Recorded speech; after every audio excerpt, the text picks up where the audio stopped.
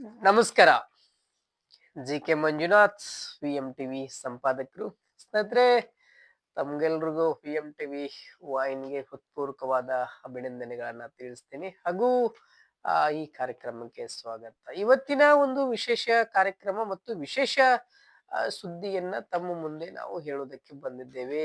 ಸ್ನೇಹಿತರೆ, ಹಲವಾರು ರೀತಿಯಾದಂತ ಸಂಘ ಸಂಸ್ಥೆಗಳು ಮತ್ತೆ ತುಂಬಾನೇ ಇರುವಂತ ಪ್ರೈವೇಟ್ ಕಂಪ್ನಿಗಳಿದ್ದಾವೆ, ಸಂಘಗಳಿದ್ದಾವೆ, ಸಂಘಟನೆಗಳಿದ್ದಾವೆ. ಸಂಘಟನೆ ಕುರಿತಾಗಿ ಹಲವು ಎಲ್ಲ ಒಂಥರ ಆಟಕ್ಕುಂಟು ಲೆಕ್ಕಕ್ಕಿಲ್ಲ ಅನ್ನೋ ತರ ಆಗಿದೆ.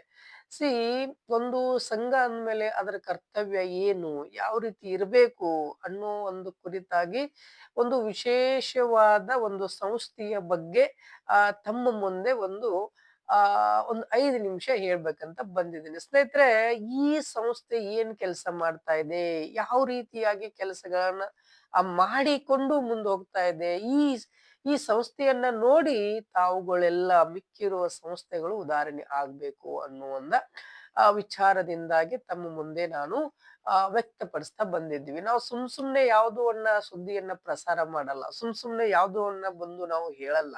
ಸೊ ಹಾಗಾಗಿ ನಾವೇ ಖುದ್ದಾಗಿ ಭೇಟಿ ಕೊಟ್ಟು ನಾವೇ ಆ ಸಂಸ್ಥೆಯ ಜೊತೆಗೆ ಸ್ವಲ್ಪ ದಿವಸ ಒಡನಾಟವನ್ನ ಇಟ್ಕೊಂಡು ನಾವು ಜಾಹೀರಾತ್ ಅಲ್ಲದೇನೆ ನಾವು ಸಮಾಜಕ್ಕೆ ಏನ್ ಮುಟ್ಟುತ್ತೆ, ಸಂಸ್ಥೆ ಅಂದ್ರೆ ಏನು, ಯಾವ ತರ ಅನ್ನೋದು ಕುರಿತಾಗಿ ನಾವು ಒಂದು ವಿಚಾರವನ್ನ ಮಾಡಿದಾಗ ಅವಾಗ್ಲೇ ಮಾತ್ರ ನಾವು ಆ ಸುದ್ದಿಯನ್ನ ಪ್ರಸಾರ ಮಾಡ್ತೀವಿ. ತಮಗೂ ಗೊತ್ತು ಸ್ನೇಹಿತರೆ, ಇವತ್ತು ತಮ್ಮ ಮುಂದೆ ನಾನು ಹೇಳ್ತಾ ಇದ್ದೀನಿ, ಏನು ಚೈತನ್ ಫೌಂಡೇಶನ್ ಅಂದ್ರೆ ಚೈತನ್ ಸಂಸ್ಥೆ ಏನಿದೆ, ಇದು ಬಹಳ ಒಂದು ಅರ್ಥಗರ್ಭಿತ ಅಂದ್ರೆ ಸಂಸ್ಥೆಯಲ್ಲಿನೇ ಇದೊಂದು ಅರ್ಥಗರ್ಭಿತವಾಗಿರುವ ಸಂಸ್ಥೆ.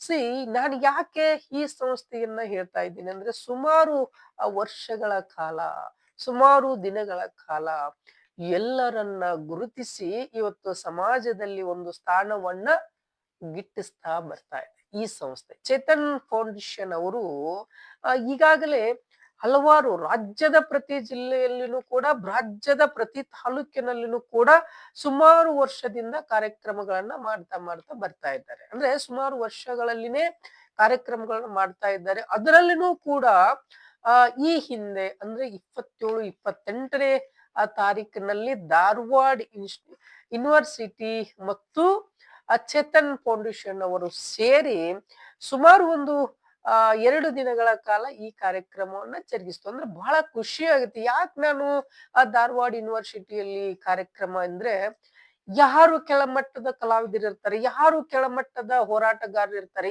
ಯಾರು ಅತ್ಯಂತ ಹೋರಾಟವಾಗಿ ಎಲೆಮರೆಕಾಯಿಯಂತೆ ಇರುವ ಹೋರಾಟಗಾರನ್ನ ಇವರು ಕರೆದು ತಂದು ಗುರುತಿಸಿ ಅದು ರಾಜ್ಯ ಮಟ್ಟದ ಸರಿ ಸಮಾನವಾದ ಪ್ರಶಸ್ತಿಗಳನ್ನ ನೀಡ್ತಾರೆ. ನಾನು ಹೇಳೋದು ಅರ್ಥ ಆಯ್ತು ಅಂತ. ರಾಜ್ಯ ಮಟ್ಟಕ್ಕೆ ಸರಿ ಸಮಾನ ಆಗಿರುವ ಪ್ರಶಸ್ತಿಯನ್ನ ನೀಡುತ್ತಾರೆ. ಈ ಚೇತನ್ ಫೌಂಡೇಶನ್ ನ ಸಂಸ್ಥಾಪಕರು ಯಾರಪ್ಪ ಅಂದ್ರೆ ಚಂದ್ರಶೇಖರ್ ಅಂತ ಹೇಳಿ. ನಾನು ಹೇಳೋದು ಅರ್ಥ ಆಯ್ತು ಅನ್ಕೋತೀನಿ. ಸ್ನೇಹಿತರೆ, ಇವತ್ತು ಗುಂಪುಗಾರಿಕೆಯನ್ನ ಮಾಡಿ ನಾವ್ ಏನೆಲ್ಲ ಮಾಡ್ಬೋದು ಅನ್ನೋದನ್ನ ಸುಮಾರು ಹೇಳ್ತೀವಿ. ಆದ್ರೆ ಇಂಥ ಒಬ್ಬ ವ್ಯಕ್ತಿತ್ವ, ಇಂಥ ಒಬ್ಬ ನಮ್ಮ ಸಂಸ್ಥೆಗೆ ಮತ್ತು ನಮ್ಮ ತಾಲೂಕಿಗೆ ಮತ್ತು ನಮ್ಮ ರಾಜ್ಯಕ್ಕೆ ಬೇಕು ಅನ್ನೋರು ಕೂಡ ಇವ್ರನ್ನ ತಾವು ಕಾಣ್ಬೋದು, ಇಂಥ ವ್ಯಕ್ತಿತ್ವವನ್ನ ನೋಡ್ಬೋದು ಅನ್ನೋ ಕುರಿತಾಗಿ ಸ್ನೇಹಿತರೆ ತಮ್ಮಲ್ಲಿ ನಾನು ಕೇಳ್ಕೊಂತೀನಿ. ಯಾಕೆ ಇಷ್ಟೊಂದು ಹೇಳ್ತಾ ಇದ್ದೀನಿ ಅಂದ್ರೆ, ಇವತ್ತು ಬರೀ ಆ ಚೇತನ್ ಫೌಂಡೇಶನ್ ಮಾತ್ರ ಸಮಾಜ ಸೇವೆ ಗುರುತಿಸ್ತಾ ಇಲ್ಲ.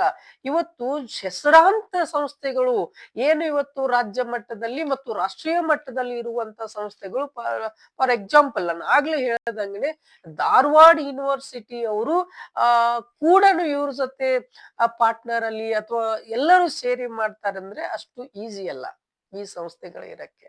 ಆಮೇಲೆ ಆ ಮನುಷ್ಯ ಎಷ್ಟು ದುಡಿದಿದ್ದಾನೆ ಸಂಸ್ಥೆಗೋಸ್ಕರ, ಎಷ್ಟೆಲ್ಲ ಅವರು ಹೋರಾಡ್ತಾ ಇದ್ದಾರೆ, ಎಲ್ಲರನ್ನು ಗುರುತಿಸ್ಬೇಕು, ಉತ್ತರ ಕರ್ನಾಟಕದ ಬಳಿ ಅತಿ ಹೆಚ್ಚಾಗಿ ನಾವು ಧ್ವನಿ ಎತ್ತಬೇಕು, ನಾನು ಈ ಮುಖಾಂತರ ನಾನು ಹೋರಾಡ್ತೀನಿ, ನಾನು ಈ ಮುಖಾಂತರ ನಾನು ಪ್ರತಿಭೆಗಳನ್ನ ಗುರುತಿಸ್ತೀನಿ, ಈ ಮುಖಾಂತರ ನಾನು ಎಲ್ಲರನ್ನೂ ಗುರುತಿಸಿ ಒಂದು ವೇದಿಕೆಯನ್ನ ಕೊಡ್ತೀನಿ ಅಂತ ಸಡ್ಡು ಹೊಡೆದವರು ಚಂದ್ರಶೇಖರ್ ಅವ್ರು. ನಿಜವಾಗ್ಲೂ ಖುಷಿ ಆಗುತ್ತೆ.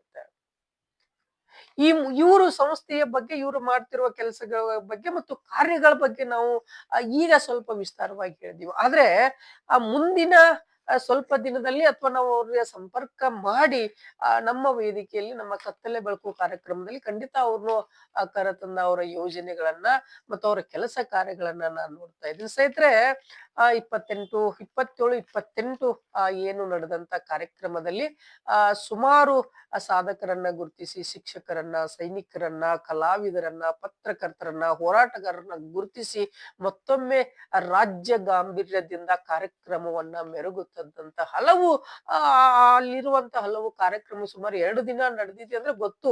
ಒಂದಿನ 1 ಅವರ್ ಕಾರ್ಯಕ್ರಮ ನಡೆಸ್ಬೇಕಂದ್ರೆ ಯಾರಿಗ್ ಬೇಕಪ್ಪ ಅಂತೀವಿ. ಅಂತದ್ರಲ್ಲಿ ಇಡೀ ರಾಜ್ಯದ ತುಂಬೆಲ್ಲ ತಿರುಗಾಡಿ 2 ದಿನ 3 ದಿನ ಕಾರ್ಯಕ್ರಮ ನಡೆಸಂತ ಚಂದ್ರಶೇಖರ್ ಅವ್ರಿಗೆ ನಮ್ಮ ವಿಎಂ ಟಿವಿ ವಾಹಿನಿ ಕಡೆಯಿಂದ ಅವ್ರಿಗೆ ಹೃತ್ಪೂರ್ವಕವಾದ ಧನ್ಯವಾದಗಳನ್ನ ತಿಳಿಸ್ತೀವಿ.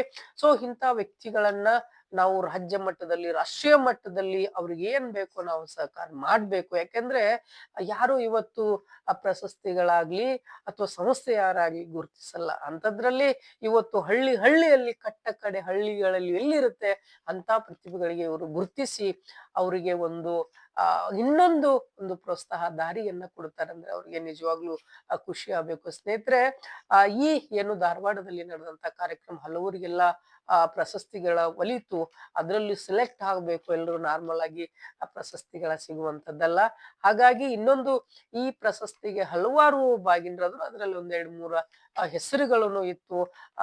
ಜಿಲ್ಲಾಧ್ಯಕ್ಷರು ಪರಶುರಾಮ್ ಮಾಂಗ್ ಅವರು ಕೂಡ ಅತ್ಯಂತ ಸಮಾಜ ಸೇವಕ ಪ್ರಶಸ್ತಿಯನ್ನ ಪಡ್ಕೊಂಡ್ರು. ಆಮೇಲೆ MMB ಅವರು ಕೂಡ ಅತ್ಯಂತ ಪತ್ರಕರ್ತ, ಸಮಾಜ ಸೇವೆ, ಪತ್ರಿಕೆ ಹಲವು ರೀತಿಯಾದಂತ ಕಾರ್ಯಕ್ರಮಗಳನ್ನ ಪ್ರಶಸ್ತಿಗಳನ್ನ ಪಡೆದಂತ ವ್ಯಕ್ತಿಗಳಿದ್ರೆ ಆ ಲಿಸ್ಟ್ ಅನ್ನ ನಾವು ಹಾಕ್ತಿವಿ.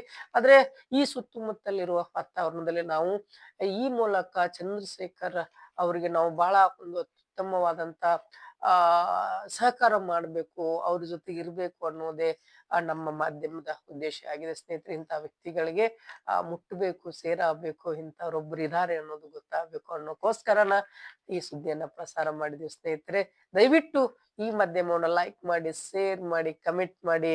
ಮತ್ತೊಂದು ವಿಶೇಷ ಸುದ್ದಿಯೊಂದಿಗೆ ಬರ್ತೀನಿ. ನಿಮ್ಮ GK ಮಂಜುನಾಥ್. ನಮಸ್ಕಾರ.